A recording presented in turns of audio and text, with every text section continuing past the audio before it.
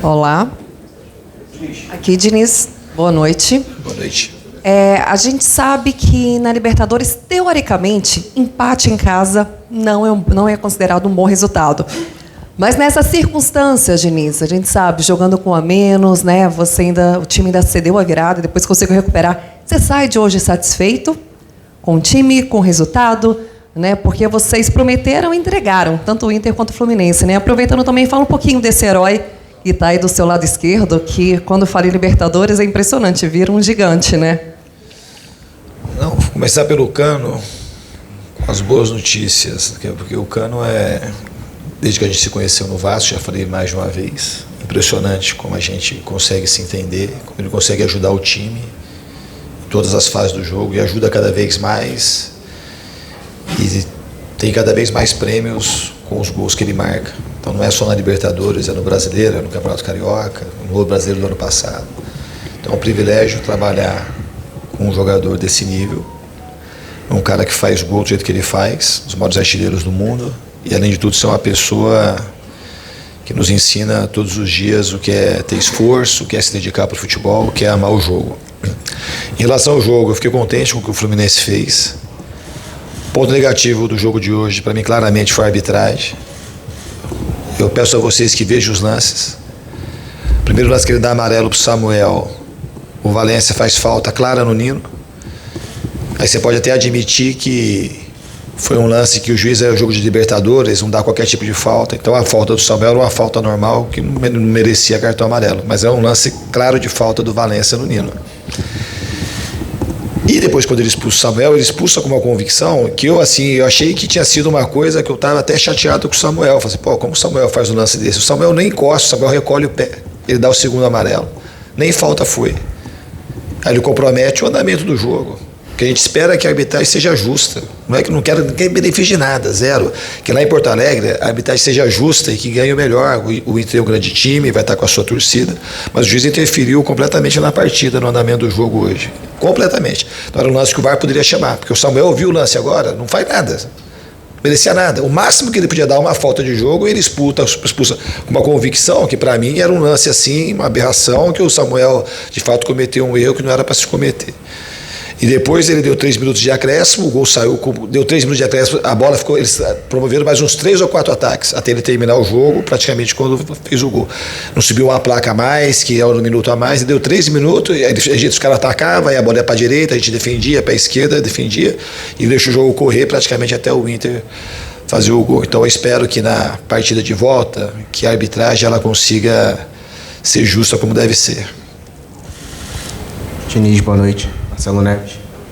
Na zona mista, o Marcelo falou que o Fluminense costuma treinar com 11 contra 10. Então eu queria que você falasse um pouco sobre isso e quanto isso ajudou o Fluminense hoje contra o Internacional. E você falou do Samuel Xavier, se você já conversou com ele no vestiário após o jogo. Não, ainda não conversei, porque o Samuel foi pro doping. Mas o Samuel é um jogador assim, que entrega muito pro Fluminense. Foi o grande herói da nossa passagem aí contra o Argentino Júnior. Foi totalmente focado, identificado com o clube, identificado com o torcedor. E foi expulso injustamente. Qual foi a primeira pergunta? Sobre o treino, a gente treina e obviamente que ajuda numa situação de inferioridade numérica.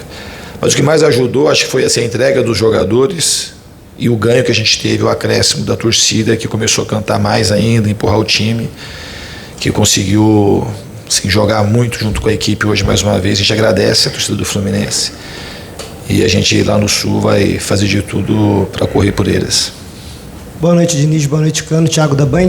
Diniz, a escalação hoje até surpreendeu alguns de nós que estávamos esperando um time do Fluminense. Você veio com o Ganso e também com o Kennedy. A gente esperava que talvez você viesse com o Alexander. Queria que você explicasse um pouco dessa estratégia do início do jogo. E se me permitir para o Cano também, artilharia. São 11 gols agora na Libertadores. Você até abriu uma certa vantagem do segundo, que é o Paulinho do Galo com 7. Como é que você vê isso, abrindo bastante essa vantagem, mais uma artilharia na carreira? Muito bom. Sempre é bom poder fazer gol, primeiramente poder ajudar o time. Então, todos os goles que eu marquei foram a casa do time, coletivamente. Então, muito feliz pelo presente, espero continuar assim, poder fazer gol lá no Inter e poder passar essa grande final. Vocês podem ter ficado surpreso, mas não deveria, né? Porque a gente jogou com o John Kennedy e o Cano lá contra o Olímpia, jogou aqui contra o Olímpia também. Então era uma das possibilidades. Podia estar jogando com ele ou ser com o Alexander. Talvez se o Alexander tivesse saído jogando, vocês iam falar que era surpreso porque alguém não jogou, né? O Alexander ia entrar. Então não teve. O critério foi o melhor time que eu achei que era para iniciar o jogo. Eu achei que correu tudo bem, se não tem a expulsão. A gente, não que o Alexander não possa jogar, ou a gente podia ter outra formação, mas era uma formação totalmente coerente com aquilo que o Fluminense tem apresentado e jogado nas últimas partidas, quando a gente tem todo mundo à disposição. Mais ofensiva? Chega a ser mais ofensivo do que o Ganso? Eu não fico pensando que o time vai ficar mais ofensivo, eu fico pensando que o time vai ter mais chance de ganhar. É isso que passa na minha cabeça, não é se o time vai ficar mais ofensivo ou menos ofensivo. Era o melhor time que eu achei, vou botar, porque o time não fica... Jogou assim contra o Olímpia aqui, contra o Olímpia lá, e o time não ficou em nenhum momento exposto defensivamente por conta da formação. Se a gente, quando todo mundo colabora para correr, o time marca um sistema. O Cano e o John Kennedy ajudam muito a marcação quando joga os dois. Então, naquele momento, no momento do Olímpia, eu achei que era a melhor formação. E hoje também, para o jogo de lá, a gente vai ver se essa é a melhor formação ou não. Se a gente achar que essa formação vai ter mais chance de ganhar, é o que a gente vai botar. Boa noite, Fernando. Caio Blas da Trivela. Queria te perguntar, logo depois que o Samuel Xavier foi expulso, ainda quando o Ener Valencia estava caído no campo, você reuniu os auxiliares, vocês conversaram durante um momento, e foi nesse momento também que subiu a placa dos acréscimos, que acabaram sendo mais longos do que foram anunciados. Queria saber o que você conversou com os auxiliares e qual foi a tomada de decisão para não substituir naquele momento, não colocar um lateral e acertar a defesa. Logo depois o Fluminense tomou um gol, porque você optou para fazer isso no intervalo e não naquele momento. Obrigado. E para o Cano, e queria saber, você teve 2 chances e fez os 2 gols do Fluminense. Você costuma ser muito eficiente, mas hoje o Fluminense estava com -1 até quando você fez o segundo gol, e era uma situação muito difícil do jogo. O Fluminense estava numa situação muito difícil do jogo. Quanto isso representa e se você acredita que pode ter sido muito importante para a classificação do time? Obrigado. É sempre bom. A gente queria ganhar o jogo, não conseguimos. O time é um time de guerreiro mesmo. Hoje deixamos todo dentro do campo. A gente procurou no segundo tempo com um jogador a menos. É difícil poder jogar, mas o desempenho do time foi muito bom. A gente queria ganhar, mas não conseguimos. Então, agora é continuar trabalhando para o próximo jogo poder fazer nosso melhor.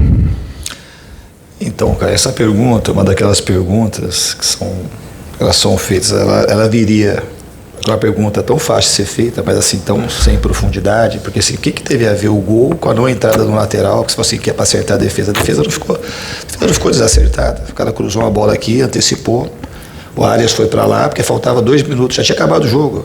Você achava mais coerente colocar um jogador frio? Então tá bom.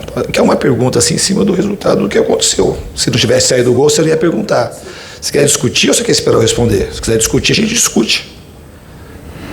Você faz a pergunta, você tem que ficar debatendo. Você fez uma pergunta que é uma pergunta que... Então tá bom, você faz pergunta em cima do resultado, eu vou responder. Eu não mudei porque achei que não era para mudar. Você pode responder assim, se eu achei que fosse para mudar, eu teria mudado. Eu achei que não tem coerência, é muito mais arriscado colocar um jogador frio faltando 2 minutos.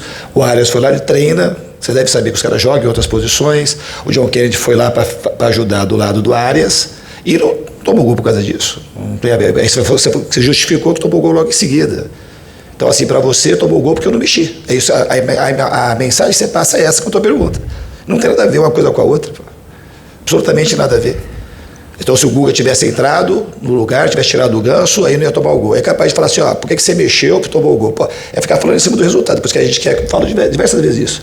Tinha que o futebol melhora quando a discussão fica em cima do resultado do jogo. Tomou o gol, porque logo depois tomou o gol. Foi a pergunta que você usou. e você quer ficar discutindo ainda. Boa noite, Diniz, Cano, Felipe Fera, de Saudações Tricolores. Para falar, como você não gosta muito, falar mais do desempenho do que do resultado. Você falou que antes da expulsão estava tudo bem.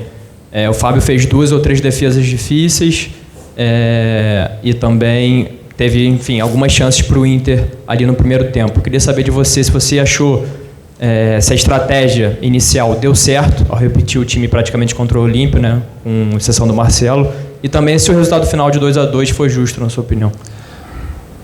Eu achei que o resultado, pelo que aconteceu no jogo, foi justo. Pelo erro da arbitragem, não. E eu também não falei um momento que estava tudo bem. Essa palavra é sua, não lembro de falar que estava tudo bem. Eu falei que eu gostei do time. Tudo bem, eu falei que estava tudo bem. Não falo que está tudo bem nem quando ganha. Quando ganha de 7-0, não falei que está tudo bem, sempre tem coisa para corrigir. O time, a escalação, acho que ela foi ok. E os erros que acontecem, tem erro que é individual, não tem a ver com a escalação. Tem erro que é coletivo, que é por conta de um desarranjo. Aí a gente vai, se você acha que foi por causa da escalação, eu discordo de você também. Não tem nada a ver com a escalação, os erros que a gente teve. Foi erros de encaixe, falta de encaixe, às vezes falta de pressão, às vezes qualidade do adversário. E o Fábio, de fato, fez dois lances que o Inter teve muito perigosos e lances assim de erro individual. Não tem a ver com a escalação, porque a escalação seria, se fosse o erro de escalação na tua cabeça, para você fazer a pergunta, seria entrar o Alexander. As chances que o Inter teve não tem nada a ver estar com o Alexander no campo, não. Oi? Você achou que a estratégia deu certo? A estratégia inicial? Eu achei que a estratégia deu certo, a gente marcou, a gente cometeu, eu acho que deu certo, muito certo, a gente marcou do jeito que tinha que marcar, a gente não cedeu os espaços que o Inter precisava, a gente teve dois erros que a gente cometeu, um que a gente entregou de saída e um desencaixe de marcação, que foram as 2 chances do Inter, e o Fábio fez 2 defesas. Agora, erros acontecem, assim, a estratégia foi boa, a estratégia, a gente conseguiu jogar, a gente conseguiu ter domínio, a gente conseguia pressionar alto, a maioria das vezes deu certo, então a estratégia, ela foi, agora se... Que negócio, para a estratégia dar certo, o Inter não podia ter nenhuma chance de gol e o Fábio não podia ter feito uma defesa. E a estratégia teria dado certo. Boa noite, Diniz. Boa noite, Cano. Diniz, primeiramente, até falando de estratégia, como você estava falando, as trocas do intervalo foram compreensíveis. A saída do Felipe Melo, qual foi a ideia em trocar ele pelo Marlon? Porque foi a única troca que trocou um jogador pelo outro da mesma posição, digamos assim, né? E para o Cano, 2º ano seguido você vai ser artilheiro do Brasil, é muito difícil você não ser mais esse ano. Como é que você vê isso, essa evolução em 2 anos de Fluminense, dobrando praticamente seus números de gols? Boa noite. A gente sempre tem um jeito de treinar, de jogar, de fazer, de entender o que o Fernando pede dentro do campo, então um conjunto de muitas coisas que estão acontecendo também este ano que é muito bom individualmente e coletivamente também, porque meus companheiros jogam coletivamente e para mim é muito mais fácil. Então, o presente é bom e continua desse mesmo jeito. Em relação às trocas, a pergunta em relação ao Felipe Melo, primeiro eu estava sentindo, deu uns 25 minutos do primeiro tempo, já estava sentindo um pouco o joelho. A gente estava com um jogador a menos, a gente ia acabar ficando mais exposto, tendo que correr mais, então esse foi o motivo principal da saída dele. Aqui, boa noite, Fernando. Zé Alberto, Rádio Gaúcho, boa noite, Cano. Boa noite. Fernando, qual é a principal diferença? O jogo terminou empatado, não tem vantagem, o que muda é o local, vai ter que mudar a escalação porque tem jogador suspenso aí, o Samuel, mas qual é a principal diferença que tu prevês para o jogo de Porto Alegre? E qual é talvez tu mude estratégia em função de alguma coisa, te mostrar satisfeito com o time, então eu parto desse princípio. O que precisa mudar para o Fluminense para garantir? Eu estou falando em tempo normal, claro que um empate leva para o mas qual é a principal modificação que tu já antevê, terminado o jogo agora há pouco, do jogo daqui para o jogo de Porto Alegre? Eu não sei estrategicamente como que pode ser o jogo lá, porque tem uma diferença que é uma coisa que não é que determina o resultado de jogo, mas que ajuda. Jogar aqui no Maracanã com a nossa torcida é um fator que ajuda muito, só pelo nosso retrospecto aqui. Do mesmo jeito que jogar lá no Rio Grande do Sul, o Inter com o apoio do torcedor também ajuda o Inter.